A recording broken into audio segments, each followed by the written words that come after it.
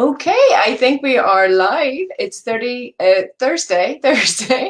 30th of July, and I'm here with Ashleigh Watson from Copper Square Communications on my new session, Making Events Easy. So every month I'll be in conversation with an expert in their field around a certain topic around events and making them much easier to organise. And so today I'm interviewing Ashleigh, who started her own business in about 2015 as well, isn't that right?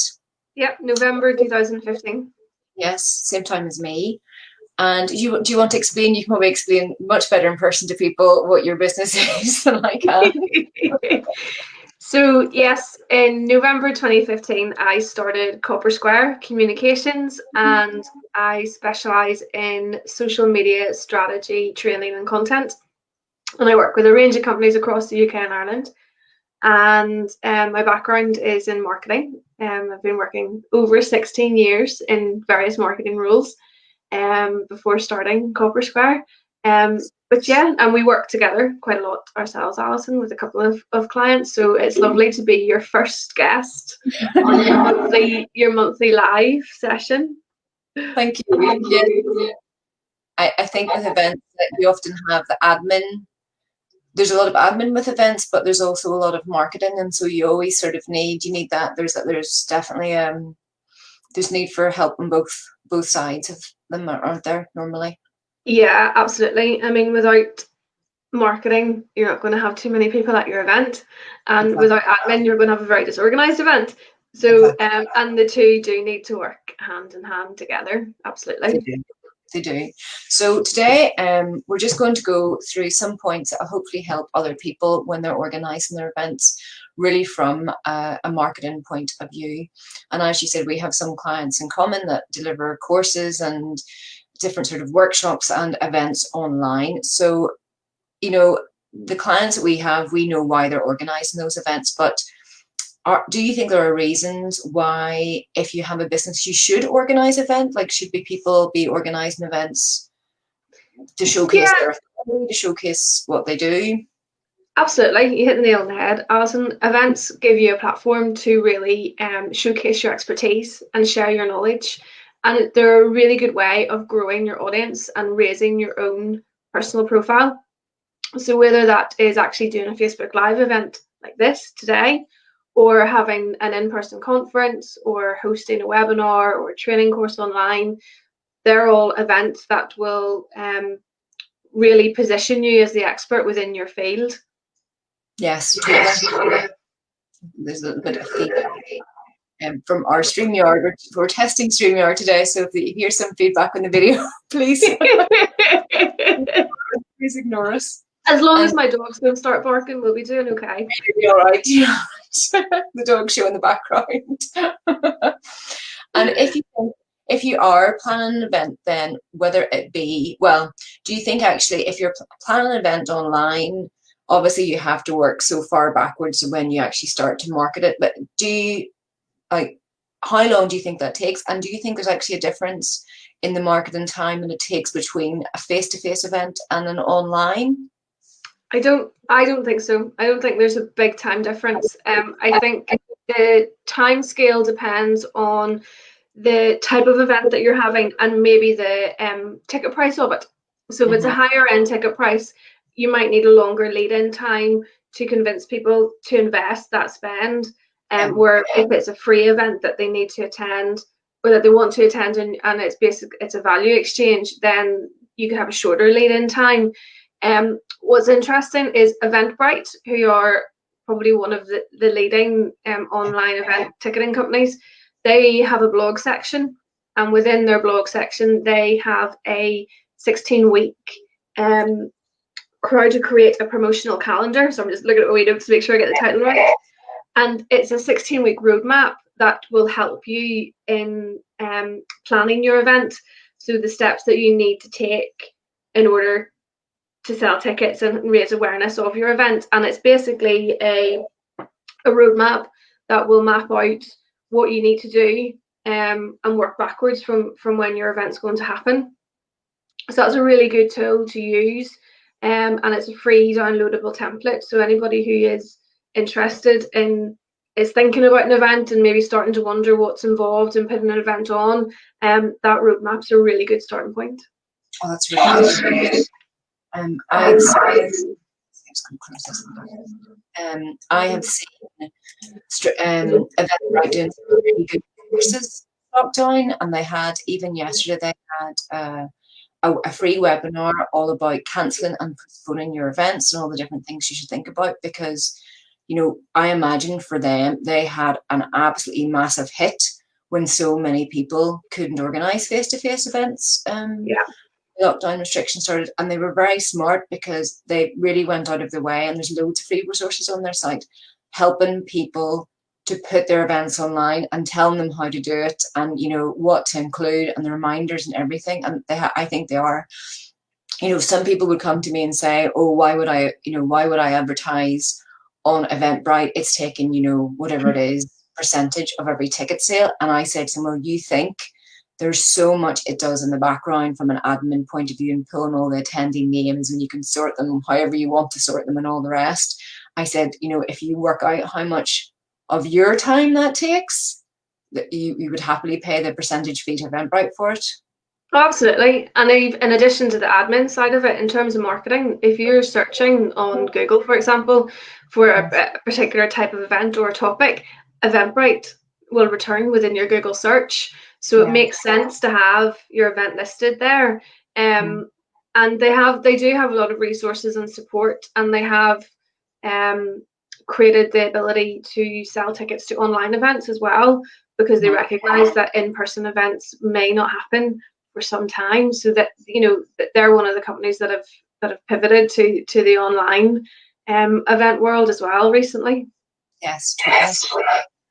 And just talking about that as well, are there, when we talk about Eventbrite, when someone's organised an event, are there platforms that you tell them they should always be on? So you just mentioned there that Eventbrite, you know, is very Google searchable, but for Facebook and, you know, LinkedIn and all the rest, like, would you advise clients to put their events everywhere, or really to concentrate on where their actual market is? You can absolutely spread yourself too thin, and in marketing it's really important to be at the right place at the right time and sending out your right message. So to be on the platform where your customers are is the key. I've got a bit of a 5-step some tips that might answer that question. So the first thing, when you've decided on your event and what your topic is going to be and whether it's online or in person, is to create content that promotes your event. Now that sounds really obvious, but a lot of people will, or some people will, create an event or a course or a workshop and just assume that because they've created it and listed it, the masses will come flocking, and that's not always the case. So creating content that offers tangible value, so people know what it is they're getting in return for investing and going to that event, whether it's in person or going, you know, attending online. And content that shows value and isn't purely salesy. Nobody likes to be sold to, you know, advertently sold to. So content that shows what is it I'm getting out of going to this event? What will I learn, or what will I experience by attending this event? Think about maybe writing some blog posts around it. So, for example, I have an event coming up in September, and I've had to move it. This is my 3rd move. So it was originally planned in May. I moved it to September, and now I've moved it to online. So there's a lot of content around that, around the reasons, the rationale behind why I've moved it from in person to online, why I've moved it from a 1-day event to a 2-day event. And that's all content that I can put out that shares my experience, which might help other event organisers, but will also help to promote Social Media Savvy as an online conference as well.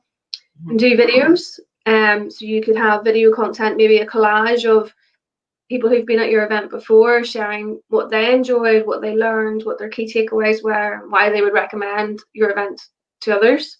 You could also do a short Q&A. So you could do something like this with one of your speakers, or with you could do a Facebook Live and say, okay, I'm here to answer any questions. You know, what's stopping you from buying a ticket, or what's stopping you from kind of coming to this event. That'd be the first thing, create content. The second thing then would be include your event as a link in your email signature.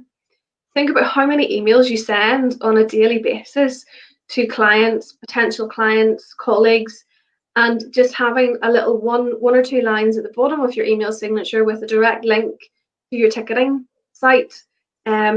Really great way of getting brand awareness out there, and it's a constant reminder that the event is happening. And create an email lead. So social media is brilliant. It's, I love social media, but it is a bit like standing on the street and shouting out and kind of hoping somebody picks up your message.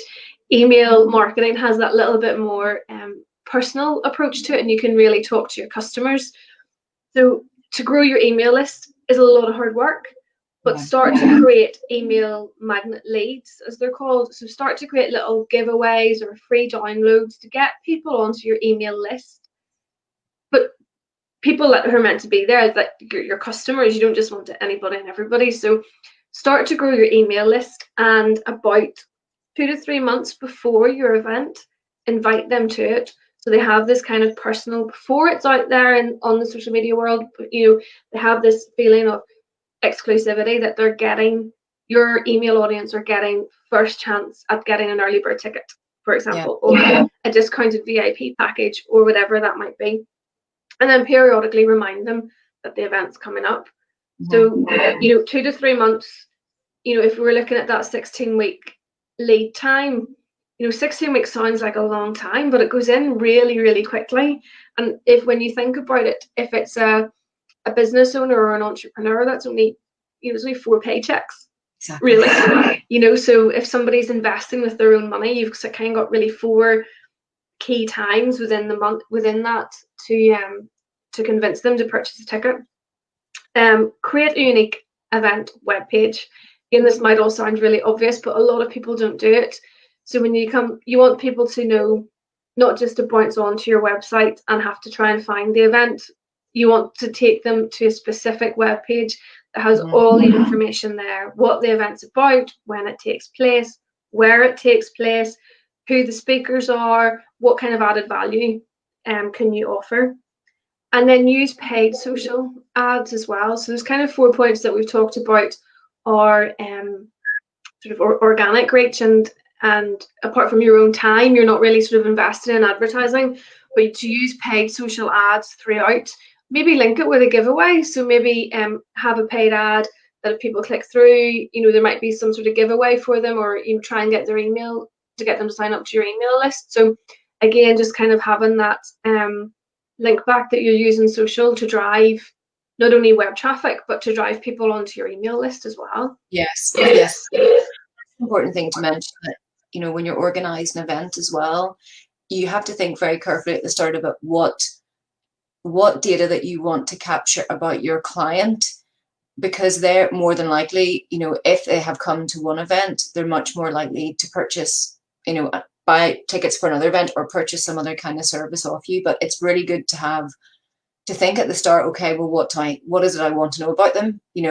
Like for your event, maybe what kind of marketing, is there a pain point they have? And then that the audience that you're speaking to when you get to September as well.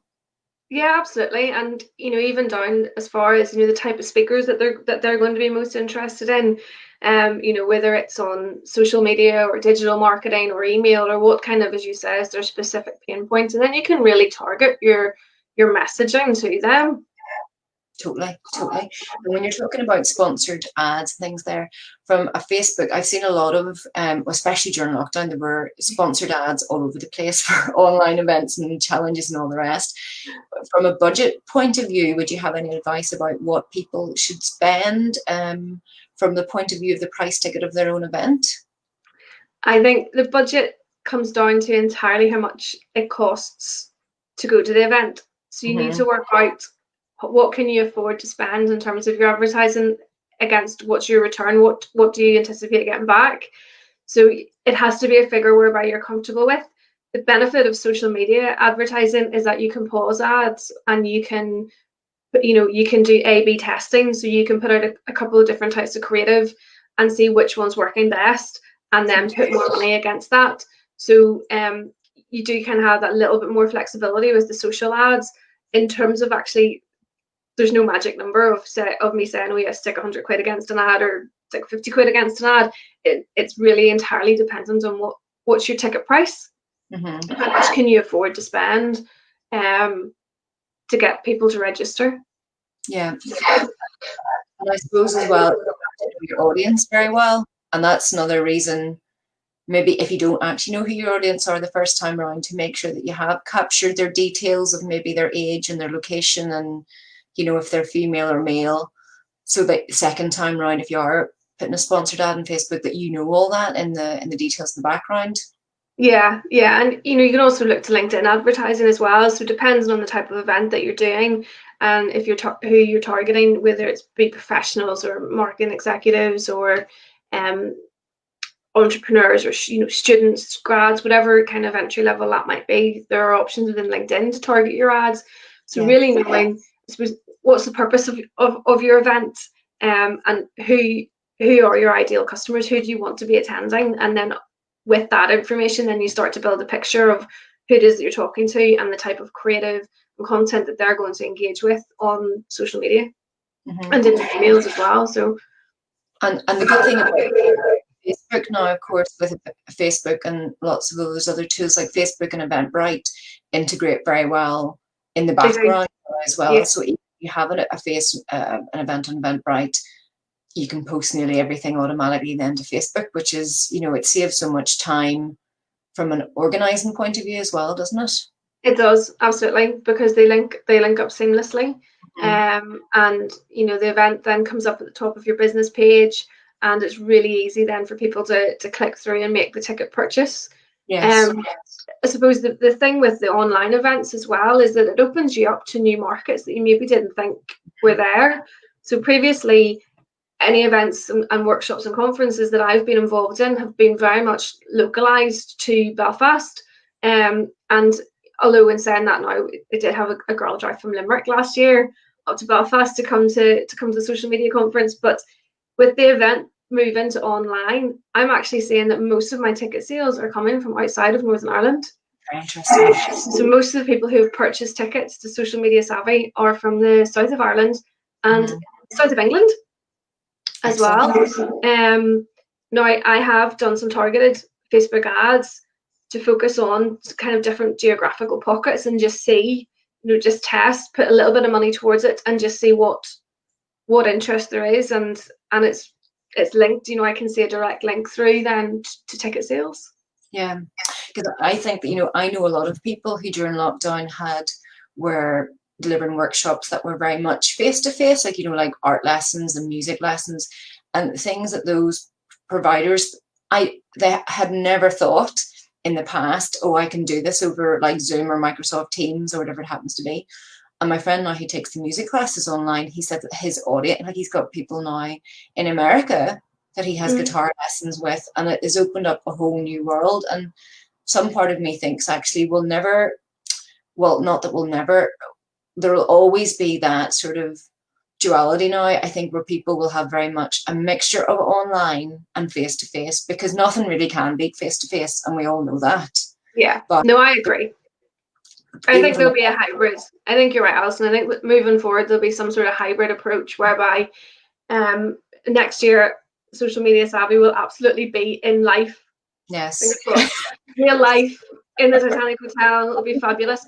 But there'll be the option as well for people to buy a digital ticket. And the technology now exists, live streaming of events. I mean, the conference that I'm hosting in September won't be like sitting on Zoom. Speakers will be in a studio, and we're broadcasting it live across a secure platform. So, you know, online events are even starting to move quite quickly from when we first started lockdown to having people all sitting in Zoom, and you know, all of a sudden you realize how untidy your home office is. Pop-ups hide lots of things. Yeah, great investment.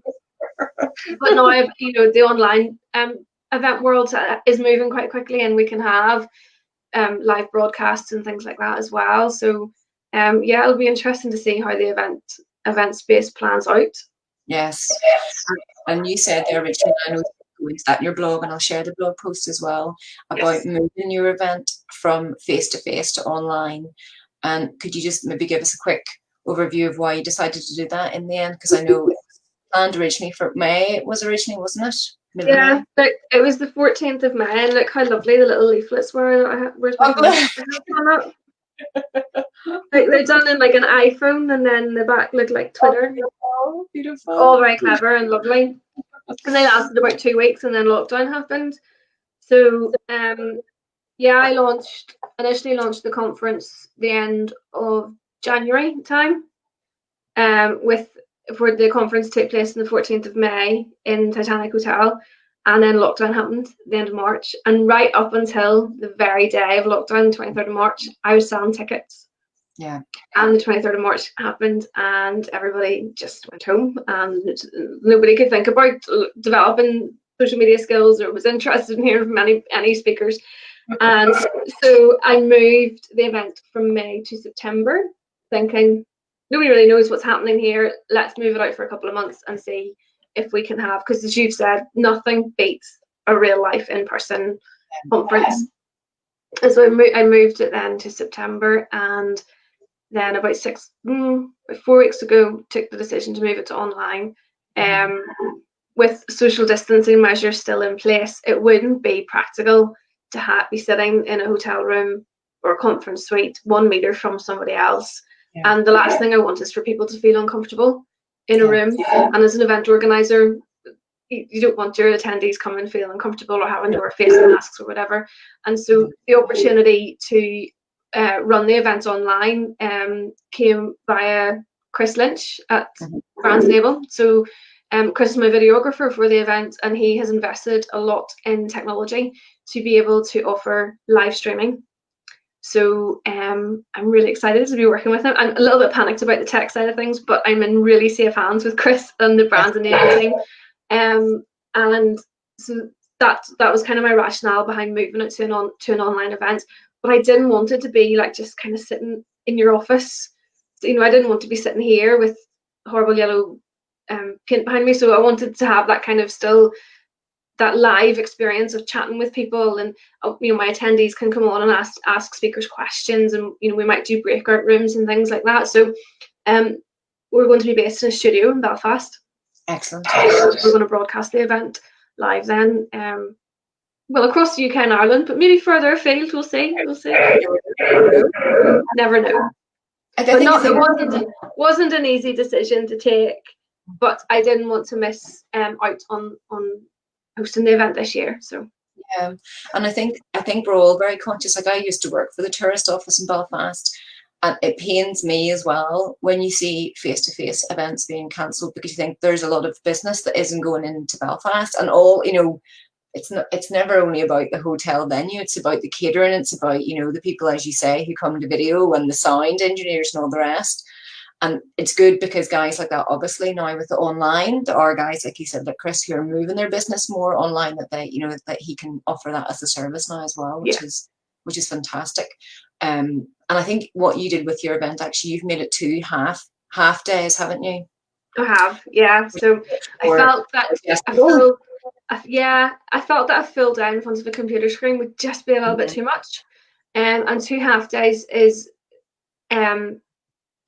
it's a lot more easier to digest the information. So one of the big plus points with Social Media Savvy is that at the end of each speaker session, there's a little bit of kind of time to absorb and make notes, and like implementation time. Yes. So everybody gets a workbook, and you can kind of jot down notes, and you're really leaving with something that's tangible, and actions that you can take in your business to improve your social media and your marketing. So I'm really fortunate this year. I've got speakers from Twitter and LinkedIn coming, as well as local industry experts too. So it will be there will be a lot of information over the 2 half days, but I felt that a full day in front of the computer screen, I mean, I feel zoomed out as it is. Yeah. I think there's only fatigued. It's the same as being in the whole, 9 to 3 thing when you were small in school and going from one class to the next. There's so much your brain can't take everything in like that. It needs the time to sort of down and process everything, doesn't it? It does, absolutely does, yeah. And you can't there's no fun in it then either, you know, like the whole one of the things about going to events and conferences is you know, you're not in work, you kind of have that away day feel, you know, the non-uniform day in school, and you get that you day out of the office, and you don't really have that if you're sat in front of a computer screen for a full day. You don't. You definitely don't. Oh, excellent. I think we covered all the points that we had originally discussed about discussing. I think so. Just know something really funny. This is my first time doing a Facebook Live.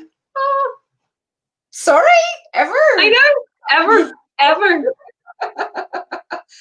Wow, there you go. There you go. So I feel very honoured, Alison.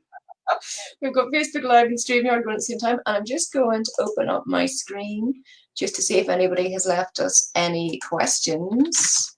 And oh, someone will have to comment as well if our captions were on. If I did try and slow down my speech. As you said, there's going to be captions. I thought, oh, I speak quite fast.